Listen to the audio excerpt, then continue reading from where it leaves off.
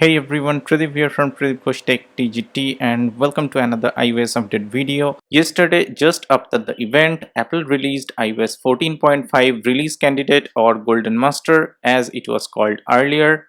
This copy is actually the final build that releases to the public after a few days. The size was around 4.7GB on this iPhone 12 mini. The reason for being it that large is it rewrites the complete OS of your device.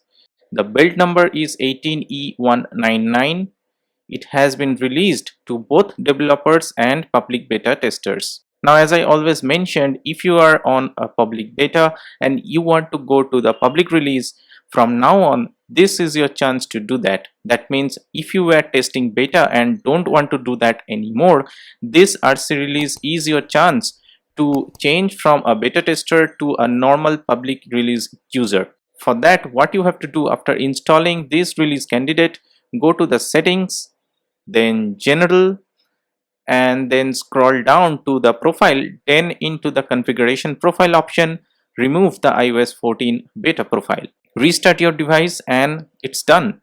From now on, you will only receive the public releases. You just got the latest public release a few days before others. iOS 14.5 remained in the beta stage for a very long period of time. We had 8 betas right from February and we got the RC on the 20th of April. This iOS version is one of the biggest release after iOS 14.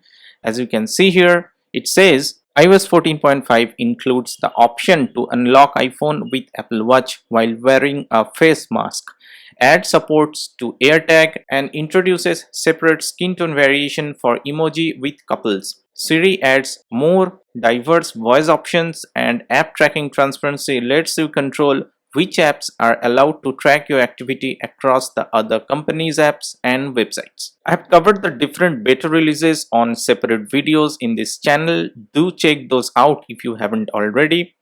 I'll also make a separate video after the public release showing all the iOS 14.5 features, so do subscribe to TGT for that for free. It's free for you, but it provides a lot of motivation for us. Now this version is running absolutely nice and smooth as it should be on this iPhone 12 mini. Along with that, Apple also released iPadOS 14.5 RC, watchOS 7.4 RC, and tvOS 14.5 RC. I'm using the watchOS 7.5 RC on this Series 5 Apple Watch. It's pretty much polished and unlock iPhone with mask on works instantly every time with this Apple Watch. I'm also using the release candidate version on iPhone 7 as well. This is a rose gold iPhone 7. This was the download size for this device, and all the things that I mentioned earlier is applicable for this device as well. It's running nice and smooth, and the battery life is of course average as iPhone 7 is quite a bit old already. So don't expect any phenomenal performance or battery life improvement for iPhone 7 in future iOS releases as well. But iPhone 7 is still a very capable device for your day-to-day task. Apple also released iPadOS 14.5 release candidate, and I am using it on this iPad 6th generation. And this device has always impressed me with the performance and battery life even after all these years. iPad 6th Gen is still pretty much useful with iPadOS 14.5. So if you are an iPad 6th Gen user, rejoice guys, your device is going to run much more nice and smoothly with iPadOS 14.5. Apart from the release candidate, Apple has an event yesterday where they introduced a lot of new hardwares such as AirTags, a purple color iPhone 12 and 12 mini, new Apple TV 4K with new Siri remote, colorful iMacs with Apple M1, and of course the new iPad Pro with M1 chip. I am going to make a detailed video on that later on this channel, so do come back later for that. Now if you are interested about the benchmark score, here is the score for the iPhone 12 mini. I scored 1583 for the single core and 3946 for the multi-core. Now these scores keep on varying with every iOS version releases, but according to my understanding and the average scores results, this seems to be really good. And here are the scores for all the devices that I mentioned here.